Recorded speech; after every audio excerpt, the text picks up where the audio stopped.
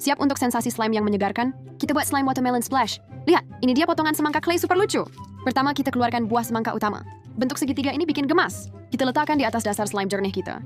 Selanjutnya mari tambahkan kilauan. Glitter merah menyala untuk efek daging semangka yang berkilau. Jangan lupa, ada potongan semangka kecil yang menggemaskan ini juga. Waktunya menuang. Inilah red seed slime yang kental dan elastis. Teksturnya super memuaskan, dan biji-biji hitamnya benar-benar membuatnya terlihat seperti irisan semangka sungguhan. Untuk kulit semangka yang crunchy, kita tambahkan green glitter slime. Bintang-bintang hijaunya menambahkan tekstur unik. Lihat betapa indahnya perpaduan warna merah, putih, dan hijau ini. Dan sentuhan akhir, taburan watermelon Fimo slices untuk detail sempurna. Sekarang, yang paling kita tunggu, mix it all.